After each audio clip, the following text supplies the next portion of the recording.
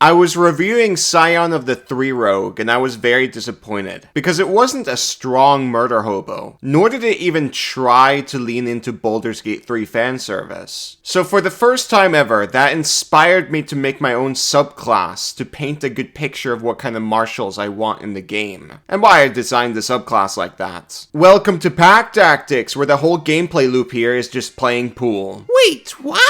I'm serious, I made a fighter subclass where you just play pool. So context, by the way, I made a barbarian subclass 4 days ago. And then I just started writing, and now I have 3 subclasses for each martial class. The design goal is just to make unique gameplay for each subclass which I want to experience in D&D. Now, these designs I made go directly against D&D design. That makes them a bit messy in writing and grammar and game language. I also haven't brewed anything in 6 years, so I have no muscles in this field. Now, I do understand the game, of course, and the math, and I believe martials are the weakest classes in the game by quite a lot, which gives me a lot of room to ramp up the power a lot. So, warning. I won't be balancing this to other martial subclasses. And because this is a draft, I'm just landing wherever I land. That's gonna naturally be in the half-caster or caster territory in terms of power. In case I'm not clear, what we're gonna go through here is a first draft. I wrote this in 30 minutes and did some napkin math. I've had this idea for many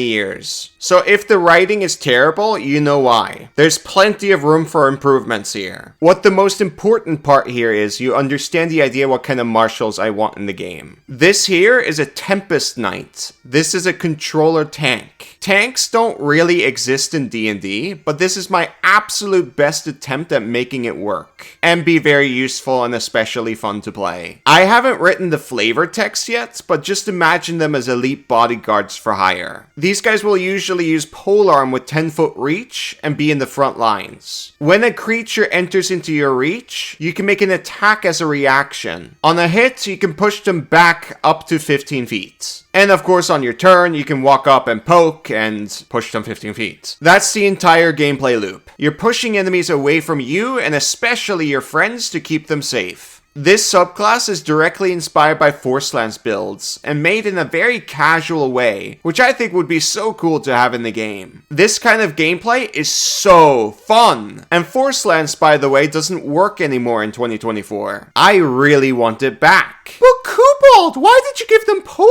Master early? That's a feat! I don't want to force the player to pay a feat tax. This gives them room to pick whatever they want, like Crusher or Sentinel or whatever. Now, I'm not sure if I'm allowed to do that according to the SRD. If not, then I'm just gonna make a mechanic. I think it's better design if the basic build package is already at the ready when you pick up the subclass. I'm aware that Polar Master gives an ability score increase now, by the way, but I don't care if you get it early, you're a martial. I honestly believe martials should just get an extra feat every ASI due to how starved they are. That will make it so they can improve their constitution and stuff, but anyways, let's not talk about that. Let's instead talk about Kibble's Compendium of Airships and Artifacts. Yes, it's a big book themed around a steampunk world with airships. It's got 250 pages of awesome stuff that's compatible with 2014 and 2024 rules. It's got mechanics for building, fighting, and traveling on airships. There's tons of battle maps. There's unique artifacts you can find, which are items you can customize. They also level up with you, kind of like a class. And of course, there's a crafting system. But best of all, there's 2 new classes to play. Paragon, which is an active martial class, which specializes in unleashing unique powers every turn. It's a very strange twist to martials. And there's Summoner, which summons minions. But you can customize your pet and stuff. It's a half-caster. There's also over 30 subclasses for the core classes, and previously published classes from Kibbles. I'm telling you right now, he's made martials I really want in the base game badly. Like there's one that can do a wide half-swing AoE. I would kill for that. And there's dozens of feats, spells, and much more. This book is massive. I absolutely recommend checking out Kibble's Compendium of Airships and Artifacts, and backing it on Kickstarter. Link in the description. Back to the video. The next feature is at 7. You get Collision. When you push a creature into a wall or object, they take 1d6 force damage for every 5 feet it traveled. If the creature is pushed into another creature, they both take that damage. Whoa! That's so fun!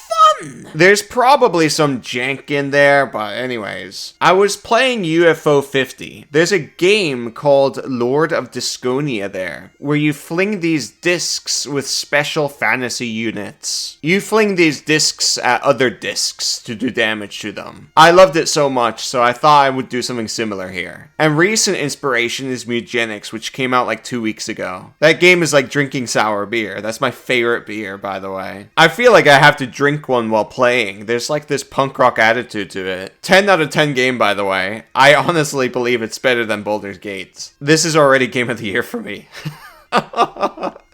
Somewhere beyond the moon. Anyways, I was also thinking of adding more mobility so you can skirmish into interesting positions for more pool gameplay, but I ended up leaving that alone and focusing more on melee force lancing. If you guys want pool gameplay, multi-class monk or rogue or something, ride a horse. You guys can figure it out. By the way, just to throw that in the ring, I was also thinking of adding a 4th monk subclass, where you're basically the guy from Pizza Tower or Wario, where you just run into things and units go flying. It's just another way for force lancing. But I haven't decided to make it yet because, well, it's gonna have that collision feature as well. You guys get the point. There's a lot to work with here. Kubel, there's like 10 builds in here. Yeah, and it makes force lancing so much easier to play. You just grab 2 levels in Warlock and then you've got it. By the way, collision does work with Eldritch Blast with Repelling Blast. That's intentional. I want you to do really cool things and be creative with your multi-class. Next, at level 10, Reactionary Defender. You can now take a reaction every turn. Now it's going to be really hard for melee enemies to get to you or the back line. It's not impossible though, you'll still miss like 35% of the time, but you'll be really good at keeping you and your friends safe. This does increase your DPR by quite a lot at certain fights, but I don't care. I think you should be the best in melee. Level 15, One with the Wind. When you use Second Wind, you can give yourself a fly speed of 30 feet that lasts for 10 minutes, during which you can hover. This could come earlier, but I didn't really know what to put here. Chances are very high that I will change this. Flight and hover are really important though, and it fits the theme. But I'm open for suggestions on something more in theme with force lancing itself. Now for Capstone, Tempest Surge. When you use Action Surge, your reach is 120 feet, and you deal an extra 2d10 force damage whenever you hit a creature with an attack roll until the end of your turn. This is to really control the battlefield and send people really far away. If you focus fire, you can send someone like 120 feet away. That's everything. Well, I mean, there's a bunch of other subclasses I have. If you want to see them, I'll absolutely make a video out of them. I have a Barbarian that turns into a giant monster and has AoE attacks. And I have a monk that's themed around Greek fire. And there's a rogue subclass where if you roll 666 on the sneak attack dice, you can send someone to hell. If all of this is super well received, then I'm gonna turn this into a Kickstarter or something. Anyways, end the video. By the way, don't forget to check out Kibble's Compendium of Airships and Artifacts. He makes really good stuff, so it's worth getting. Anyways, thank you for watching. Bye-bye!